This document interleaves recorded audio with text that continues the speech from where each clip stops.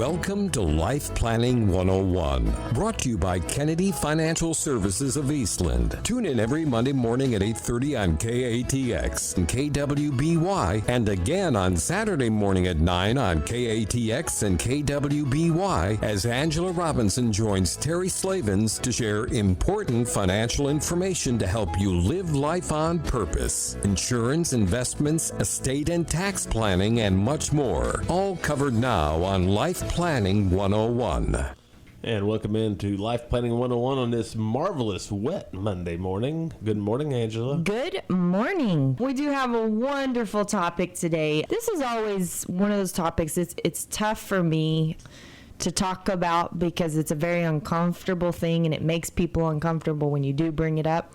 But it's one of those things that it needs to be talked about. It has to be talked about.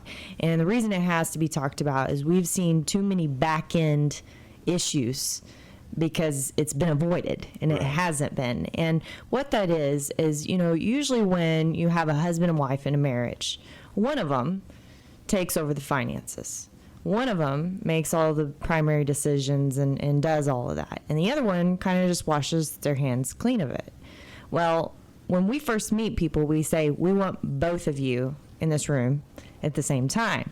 And we get a lot of kickback and pushback about that. And, I go back to when Dad used to do seminars, in the early 90s. And then, we kept doing them into the 2000s. And we would tell people that both of you need to come through the class. Both of you need to come to the table. And, it may be the first time that y'all have ever had a real conversation about finances, and that's fine. But both of you need to happen. And, a lot of people say, well, why does that need to happen? We really, really don't understand. And, there's lots of reasons, and we're actually going to talk about some of the psychology behind that today. People don't. But, the biggest reason, more than anything, is the what if of something happening to that person that has been making all of those financial decisions and keeping your financial life in order all of those years. And, a lot of times, and it's a twofold problem, okay? Because you have the wife that may have her reasons, and I'm just going to pick on women because typically this is how it goes 99% of the time. There's the 1% that it's flip-flopped. But the wife that has her reasons for why she doesn't want to come in, right? Or why she doesn't want to talk about it or be part of it. Credit cards. Yeah, exactly, right? And we'll talk about all the psychological things because it is important to get them out. Get the elephant in the room. Just talk about it and get it off the table. Can't fix it if they don't know about it. That's right. And, the other side of this, though, is the man. And he feels this dire need, and God made men this way to take care of their family and to do everything in their capacity so that their family doesn't have to worry. They're not the ones staying up at night.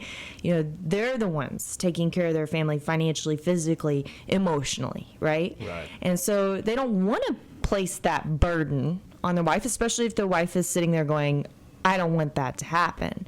Well, I want to start today by telling you a story about a gentleman. And this goes back to 2008, 2009, of when this story actually ended. But, before that time, this guy was a self-made man. And, I mean, you talk about success, right? He did it all. He had nothing growing up.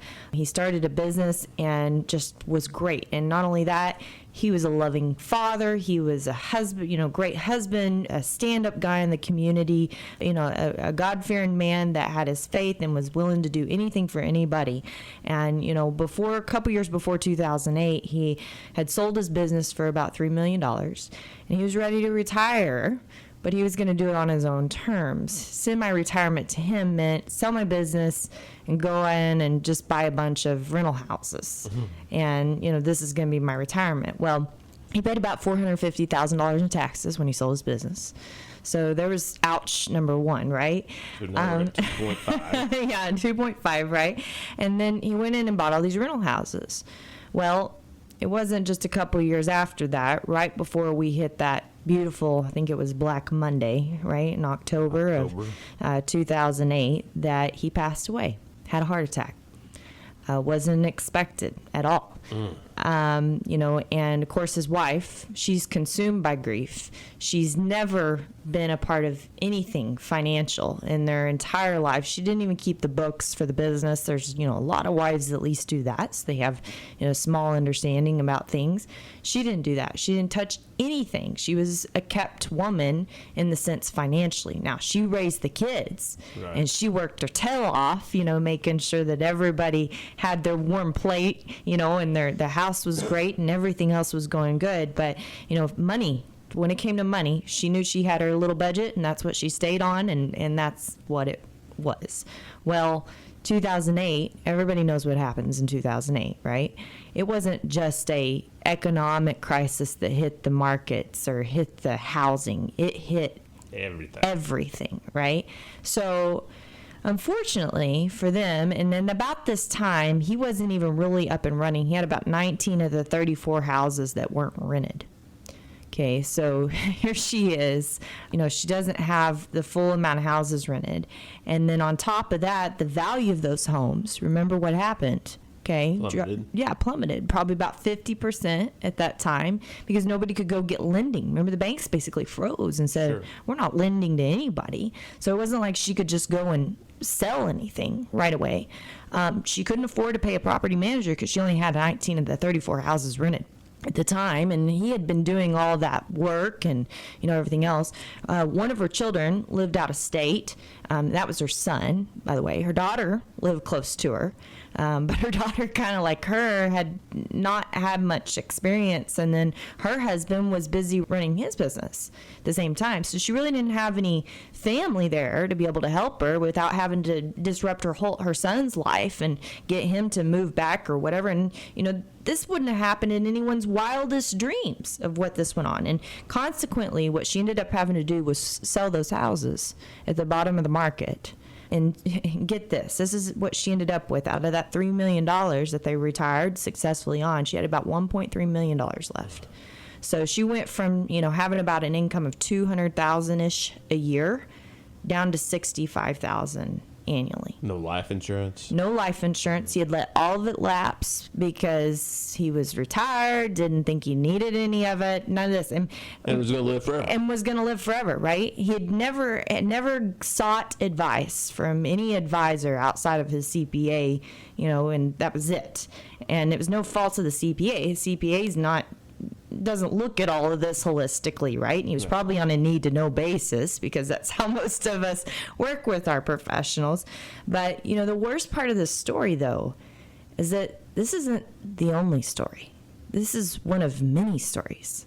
And how frequently does this happen? And here's a man that heartfelt, good, wonderful man. Do you think he ever meant for this to happen to his wife? Absolutely not. When we come back, we're going to talk about reasons why this happens and how to fix it. Wouldn't that be great? That'd be awesome. And more coming up right here on Life Planning 101. Segment 2 already of Life Planning 101. Angela? Yes. Are you planning all alone if you're married, right? And we've been talking about a story of, a gentleman that thought he'd taken care of his wife, and come to find out, had he known what had happened after his death, he would just be devastated that it ever occurred. And, this happens all the time. So, why don't people talk about money? Well, from a man's side, we can say it's pride, perhaps. Pride comes before the fall. We hear that all the time, but, we think we know. And, I was listening to Fox Business this morning. They were talking, I listen every morning about markets and yada, yada. And they had this guy on talking about steel. And he was using this terminology. And they said, whoa, that went above our head, right? And the truth is that it's human nature that we feel like we have to know everything, and if we don't know everything, we're stupid. Right. That's the thing that gets in our head. Sure. When that's the absolute opposite. And I love Richard Branson from a fact of talk about humble. Talk about a man that knows what he's good at and delegates the rest. And he's a billionaire, and he's the first to tell you, I don't understand this financial stuff, and I need help, someone helping me do it, right? I need someone helping me look at it holistically. Billionaires do this all the time. The reason the Rockefellers have been so successful is they hired family offices because they knew, their business well, but they didn't know the money business well, right? And someone told us one time, I'll never forget it, I love it. They said, I'm really good at making money. I need you to help me keep it, preserve it, and make it grow. Right? And so, and that's really the truth of it. And so, is our pride what comes in hand? And, a lot of times I think people have a misnomer about what we do as advisors, and they think, well, if you have an advisor, that's got to be expensive. I'll tell you this, if we've ever not earned our paycheck, I'd be extremely surprised, because most of the time we end up saving people money, putting more money in people's pockets, for their future. Just like this gentleman's situation here. Had we been able to look at this ahead of time, we could have perhaps saved that whole $450,000 in taxes, right? We could have insured. You asked about life insurance, right? Make sure that there was life insurance there if he did want to do all that self-investing, because was he actually... when we think something's tangible, we think it's safe. Right. But he put all his eggs in one basket, right? And real estate, for the most part, is always been, right? Yes. And that goes back to that psychological bias that we have. And so, at least knowing that risk, and he may never thought of that risk. Apparently he never thought of the risk of everything falling apart and he falls over dead at the same time. I'm sure that he never thought of that. So, ensuring against that, having a plan in place to be able to do that and have those what ifs. And we call those our devil's advocate conversations, and that could have saved that spouse to keep her $200,000 of income over the years, or just diversify the real estate, right?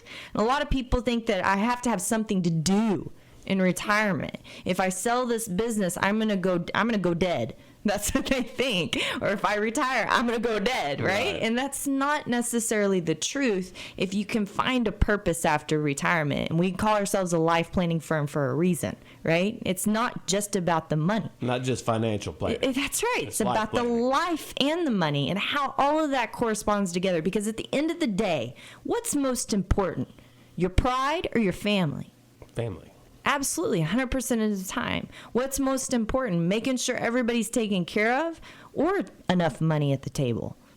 Making sure everybody's taken care of, right? Yeah. And we often get money backwards. We do it all the time. We associate it. And I read a devotion this morning from Medishare, which is a Christian sharing group for healthcare, that I use. And they had this wonderful quote in there about, money isn't evil. It's when we use money as an idol, right?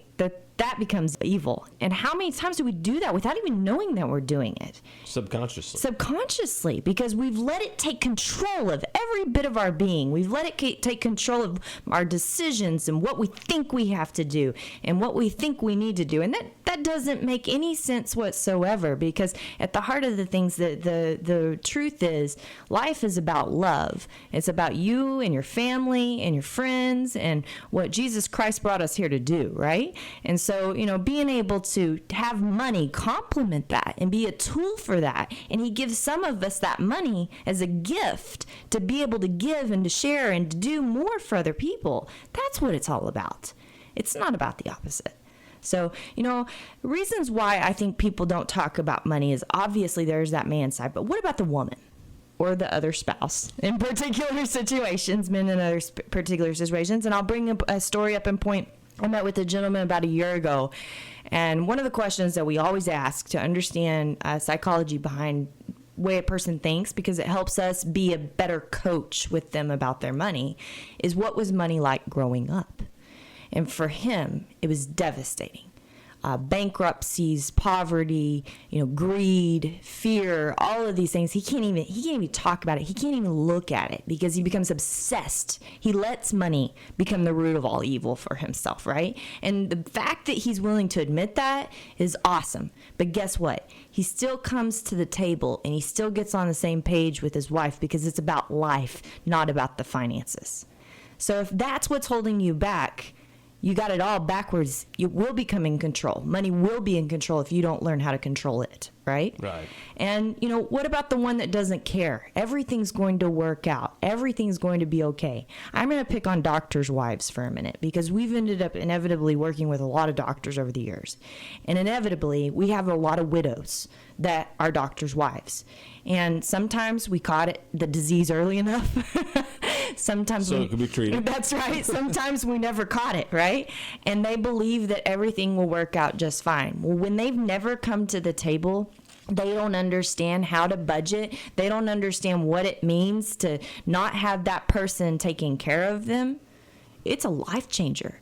And some of them can do it, I'd say 5 out of 10 can do it, but the other 5 can't do it. They're devastated. The grief overruns them. The change of pace overruns them, and they end up running out of money. Running out of money. No matter how much life insurance you think you can buy, they run out of money because they don't understand what everything's all about. And, you know, that's so backwards thinking, isn't it? Yes. We don't think about that. Or what is it if just, you mentioned it before, the credit cards. What if it's just someone that doesn't want to budget or plan, you know, because, or they feel like someone's getting, you know, they're getting the finger pointed at them all the time, or they're blamed all the time.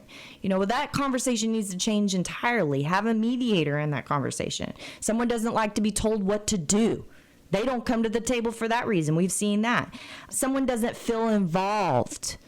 They don't know enough. They feel too stupid compared to their spouse. Have you ever thought about your spouse's emotions when it comes to this? Does that make it any less important, though? Absolutely not. When we come back, you don't want to miss right here on Life Planning 101 more about planning all alone. Wow, final segment already. You know what? You said uncomfortable stuff, but excellent stuff. Yes. Stuff. I mean, we just had a nice interchange during the intermission here, so let's get on with some more good information. And you know, you made a good point. I liked your analogy. Sometimes it's hard just to, or you know, you said sometimes it's just hard to look at everything, to actually take that first look and see where you're at because you're worried how bad it may look. And, you know, we said, that's right. And we talked about, you know, you just got to rip off that Band-Aid. Right. And put on that Neosporin and start the healing process, right? And slowly but surely. Otherwise, the infection will continue to grow. It is so true. You know, we started working with this wonderful family. I can't tell you how much I mean, I think of her like my mother. I love them to death. And this was back in 2014. Her husband had passed away in 2012. And we laugh about this, but in reality, it's really not funny because the family, she's worth about $20 million. And every time we've gone up there, we found a new asset. We haven't yet think we found everything, and she thinks she's got everything, and then, oh, by the way, I found this.